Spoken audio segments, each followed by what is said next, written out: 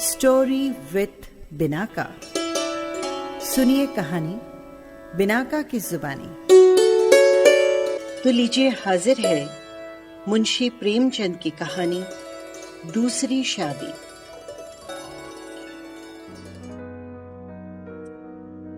जब मैं अपने 4 साल के लड़के राम स्वरूप को गौर से देखता हूँ तो ऐसा मालूम होता है उसमें वो भोलापन और आकर्षण नहीं रहा जो 2 साल पहले था। वो मुझे अपने सुर्ख और संजीदा आंखों से घूरता हुआ नजर आता है। उसकी इस हालत को देखकर मेरा कलेजा कांप उठता है और मुझे याद आता है वो वादा जो मैंने 2 साल पहले उसकी माँ के साथ किया था जब वो मृत्यु शैया पर थी। आदमी इतना स्वार्थी और अपनी इंद्रियों का इतना गुलाम है कि अपना फर्ज किसी किसी वक्त ही महसूस करता है। उस दिन जब डॉक्टर नाउम्मीद हो चुके थे, मेरी पत्नी ने मुझसे रोते हुए पूछा था, क्या तुम दूसरी शादी कर लोगे? जरूर कर लेना। फिर चौंक कर बोली, मेरे राम का क्या होगा? उसका ख्याल रखना अगर हो सके। मैंने कहा, हाँ, मैं वादा करता हूँ कि कभी दूसरी शादी नहीं करूंगा। और राम स्वरूप, तुम उसकी बिल्कुल फिक्र न करो। क्या तुम ठीक नहीं होगी? उसने मेरी तरफ हाथ फेंक दिया, जैसे कहा, लो, अलविदा।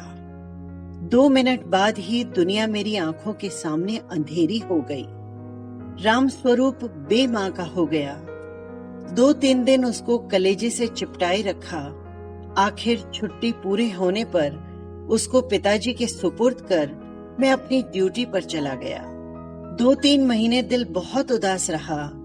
नौकरी की, क्योंकि उसके सिवाय कोई चारा भी तो नहीं था।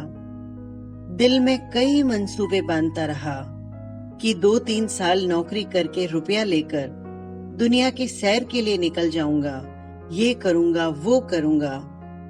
पर अब दिल कहीं नहीं लगता। घर से खत बराबर आ रहे थे कि फला जगह से रिश्ते नाते आ रहे हैं। लोग बहुत अच्छे हैं, लड़की अक्ल की तेज और खूबसूरत है, फिर ऐसी जगह नहीं मिलेगी। आखिर शादी करनी ही है तो कर लो। हर बात में मेरी राय पूछी जाती, लेकिन मैं बराबर इनकार किए जाता था। मैं हैरान था कि इंसान किस तरह दूसरी शादी पर आमादा हो सकता है, जबकि उसकी सुंदर और पति प्राणा स्त्री को, जो उसके लिए स्वर्ग की एक भेंट थी, भगवान ने एक बार छीन लिया। वक्त बीतता गया। फिर यार दोस्तों के तकाजे शुरू हो गए। कहने लगे, जाने भी दो यार, औरत तो पैर की जूती है, जब एक फट गई तो दूसरी बदल ली। स्त्री का कितना भयानक अपमान है, ये कहकर मैं उनके मुंह बंद करा दिया करता था। जब हमारी सोसाइटी, जिसका इतना बड़ा नाम है, हिंदू विधवा को दोबारा शादी कर लेने की इजाजत नहीं देती, तो मुझको शोभा नहीं देता कि मैं दोबारा एक कुंवारी से शादी कर लूं। जब तक ये कलंक हमारी कौम से दूर नहीं हो जाता, मैं हरगिज कुंवारी तो दूर की बात है, किसी विधवा से भी ब्याह न करूंगा। ख्याल आया, चलो नौकरी छोड़कर इसी बात का प्रचार करें। लेकिन मंच पर अपने दिल के ख्यालात जुबान पर कैसे लाऊंगा?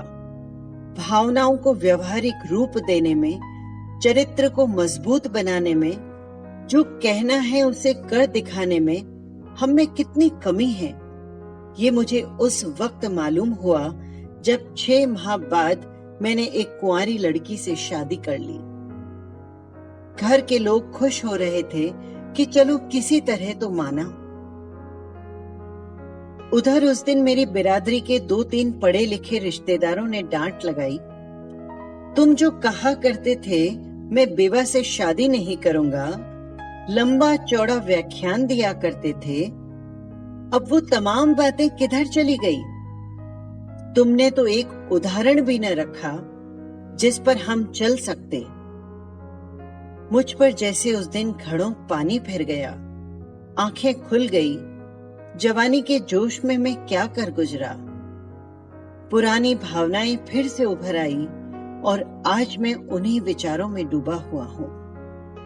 सोचा था नौकर मेरे बेटे को नहीं संभाल सकेगा।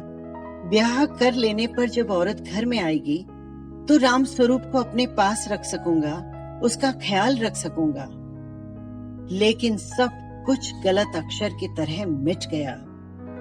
राम स्वरूप को आज फिर गांव अपने पिताजी के पास भेजने के लिए मजबूर हूं। क्यों? ये तो किसी से छिपा नहीं। औरत का अपने सौतेले बेटे से प्यार करना एक असंभव बात है। शादी के मौके पर सुना था लड़की बड़ी नेक है, स्वजनों का ख्याल रखेगी और अपने बेटे की तरह समझेगी। लेकिन सब झूठ। औरत चाहे कितनी भी नेक दिल हो, वो कभी अपने सौतेले बच्चे से प्यार नहीं कर सकती।